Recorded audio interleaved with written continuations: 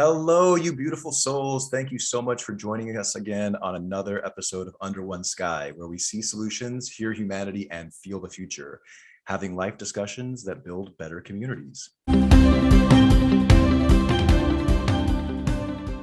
I'm your host, Guy Sheridan, and today I'm joined by a really special guest, my partner in crime, Rachel Wu. Rachel, how are you today? Hi, doing well. How are you? Doing great. We're like 9 hours apart again. So, how long have we known each other, Rachel? Oh gosh. I mean, you can get spiritual about that if you Yeah, want. I was like, You can go there if you want to. how many lifetimes are we referring to? In this lifetime, let's see. Right. I think we're going on two years. Yeah. Okay. But it feels Um, like a lot longer, obviously. yeah, Um, totally. and I think like so many of us are being guided to each other right now through this vibe attracts your tribe principle. Yes, for A sure. good community building thing. How to teach people to use their intuition to connect. I think that's something we should probably do. We could have a Yeah, workshop and connection. Maybe that's what this is. workshop and connection. A workshop and connection. Find your twin spirit on the other side of the world in the middle of a pandemic while trying to do something good.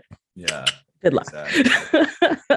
Well, and Rachel, you've been like ridiculously instrumental in helping us with Sky Farms and with all our projects. And you've been, so awesome in partnering up in sustainability and doing your own farming, actually creating your own farming experiences at home with your kids. So tell us a little bit about yourself, Rachel. Tell us, where are you? Who are you?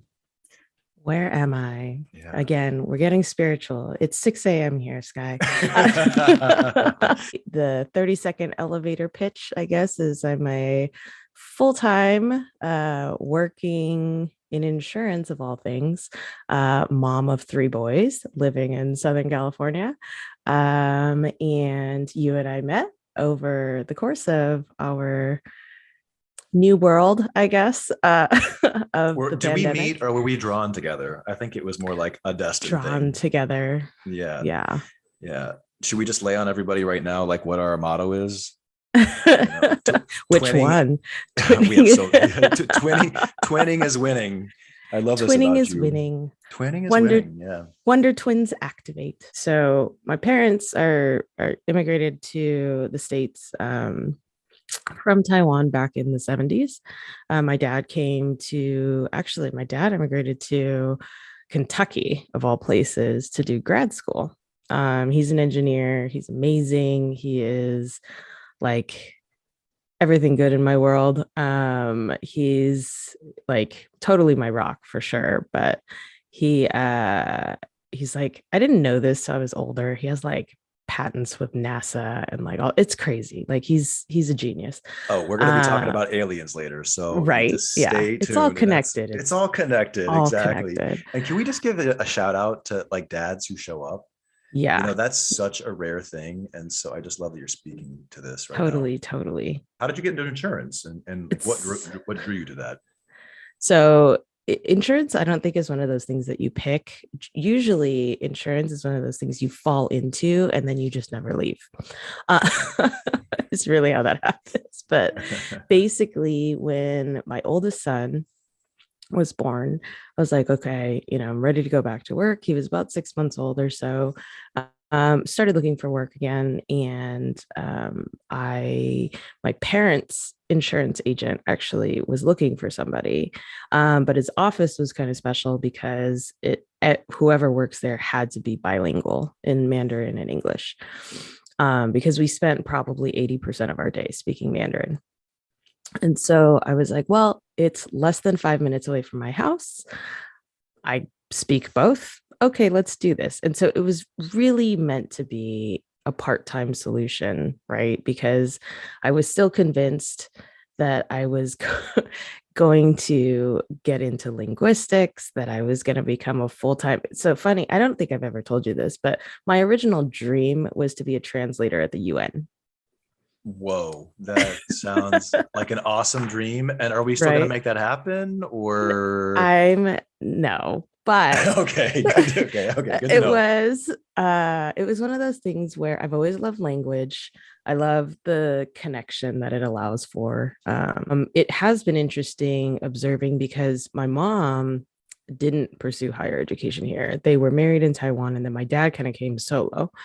Um, and so my mom was an educator in Taiwan, specifically music education, which, you know, is she's a pianist, and that's where I get a lot of my musical influence from.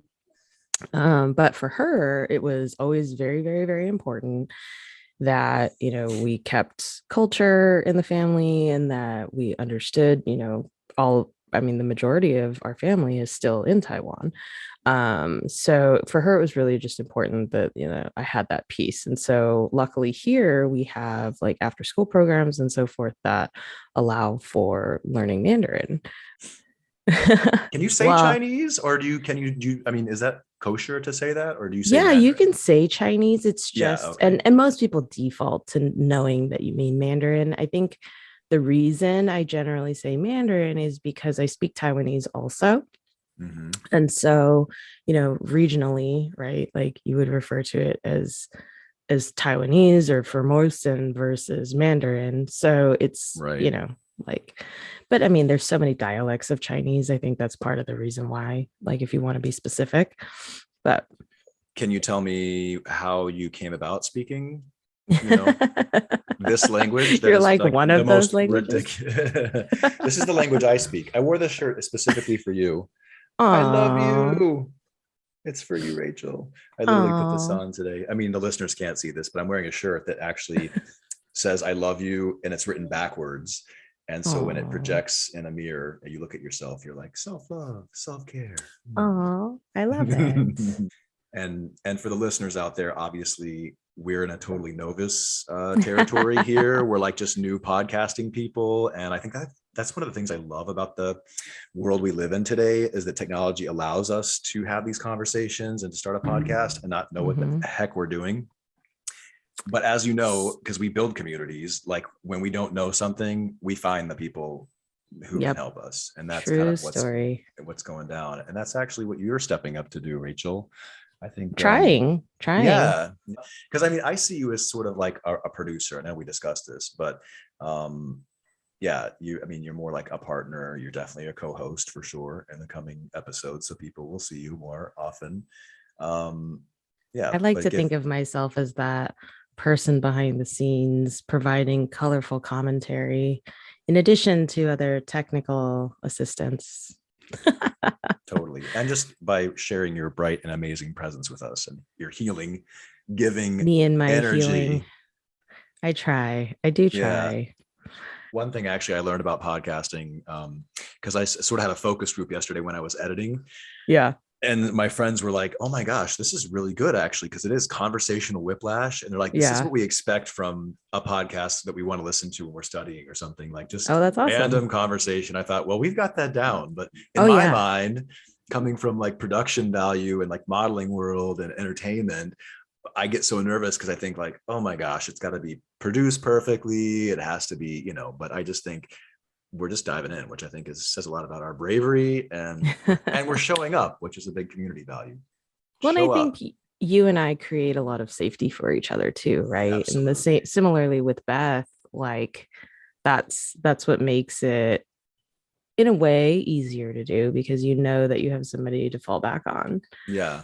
Yeah, So that's so true. And showcasing our community, which I think is the most incredible thing that we have to offer on this program, besides talking about interesting things.